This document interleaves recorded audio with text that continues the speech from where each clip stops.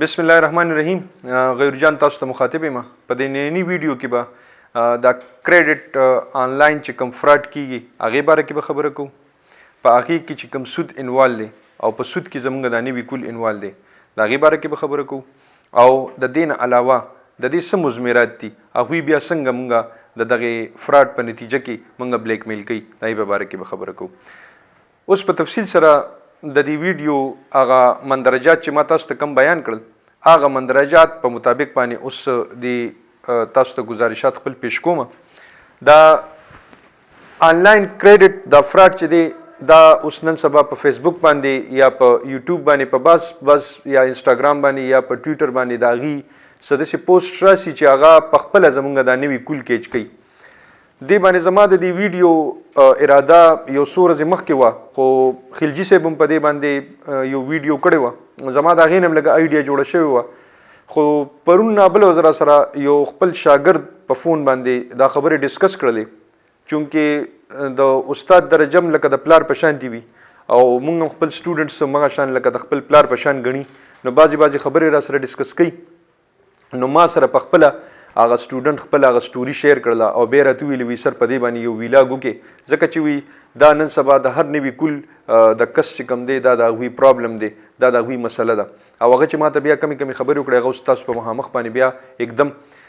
دا آنلاین کریډټ څنګه وي او دا څنګه چل کیږي دا تاسو ته مخې ته راشي او په هغې کې تاسو ته د 5000 یا د 10000 آفر وکړي چې یاره دونه کریډټ دی او دا دونه ورځو دپاره دی یا 40 ورځو دپاره یا 50 یا 60 ورځو دپاره دی او چې دا تاسو دغه کې واخلې نو په دې باندې به 1000 روپۍ یا 900 روپۍ یا 1200 روپۍ به بیا تاسو ته هغه د دې پاسې چې کوم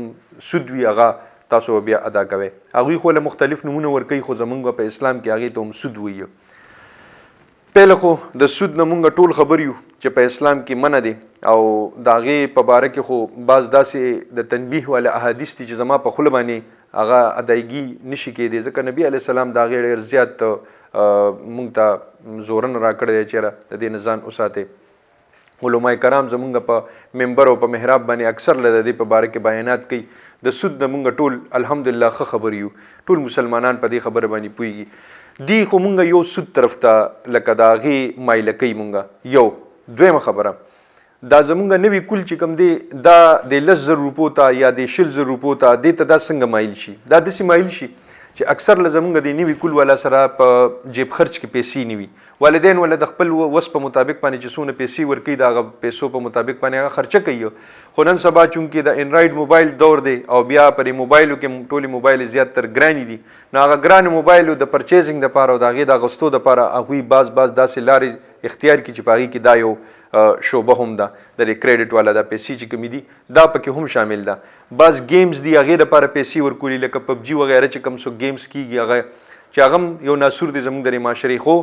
هغې دپاره هم خلک اکثر له دا پیمنټ د پلار نه نشي غوښتی د مور نه نشي غوښتی د خور نه یا د مشر رور نه نشي غوښتی نو هغې بیا دا لاره اختیار کړي نو چې دا لاره اختیار کړي نو دا خو والي یو ښه په سهولت ورته میلو شي په ایزي پیسه باندې یا په جیس کیش باندې هغې ته دا پیسې ښه ایزیلی میلو شي د هغوی په لاس خپې نه خوږېږي. خو 40 ورځې پس چې کومه کهاني شروع کېږي هغه 40 ورځې پسه کهاني ټیک نه ده هغه ډېره ګمبیره ده هغه ډېره ګنده ده. دا کم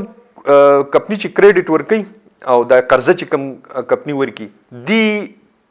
بیا 40 ورځې پس تا ته ووایي چې ته هغه پیسو به موږ سره څنګه چل کوې دا به موږ ته کله واپس کوې نو چې ته ورته لیت ولال نه کار واخلې یا ورته انکار وکړې یا ورته وایې چې یاره زه به در کومه یا به دا 100 ورځې پس در کومه نو تا ته ستا د آی ډي بعض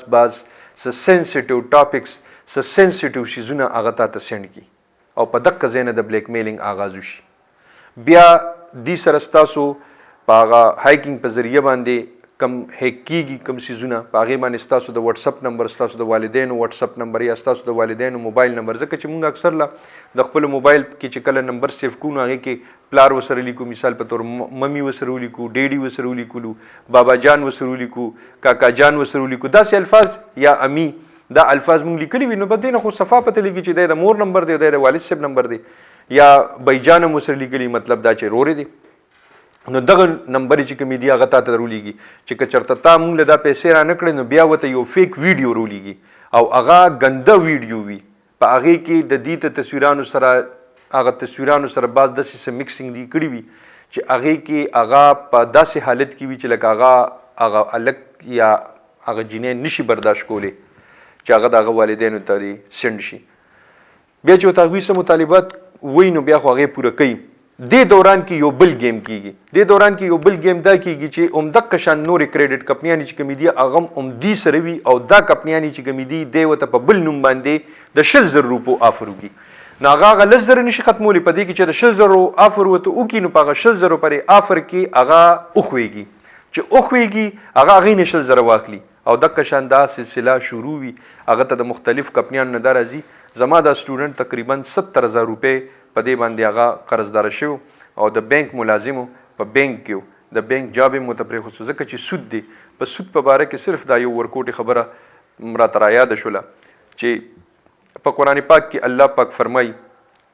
چې تاسو صدقه ورکوئ دې سره به مال زیاتیږي. تاسو ته به په مخامخ باندې دا مال کمی ښکاري وایي زه به یې زیاتومه. الله پاک فرمایي دا د الله چیلنج دی.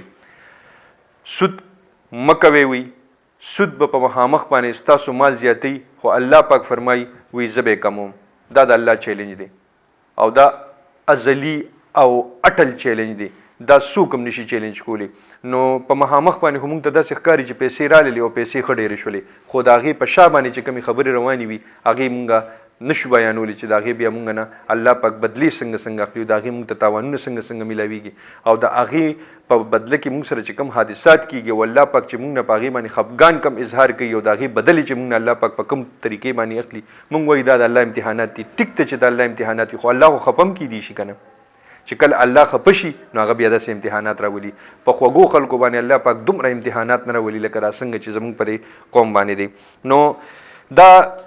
ما ستاسو په مخامخ باندې د دې دا گزارشات ځکه پیش کړل چې نن سبا زموږ دا نوي کول په دې کې انوال دی او هغه انوال کیږي ورسته ورځه په دې کې انوال کیږي. والدینو ته دا خواست دی چې کله هم ستاسو بچي خفه وي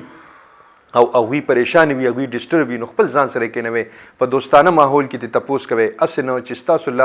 لاس نه ستاسو اولاد بیا وځي ځکه چې خدای مکه خودکشۍ طرف ته لاړ نشي خدای مکه بې راهروۍ طرف ته لاړ نشي خدای مکه لکه هغه نورې داسې لارې اختیار نه کړي چې هغه د کرمینل والا لارې وي هغه د مجرمانه لارې وي او هغې طرف ته هغې لاړ شي. نو خپل بچي کېنوئ ځان سره چې څونه د پیسو مسله وي خپله یې وله حل کې خو دغې طرفونو ته چې د هغوی ذهن لاندې شي. خوشحاله او بریالي اوسئ. د لوی الله په امان.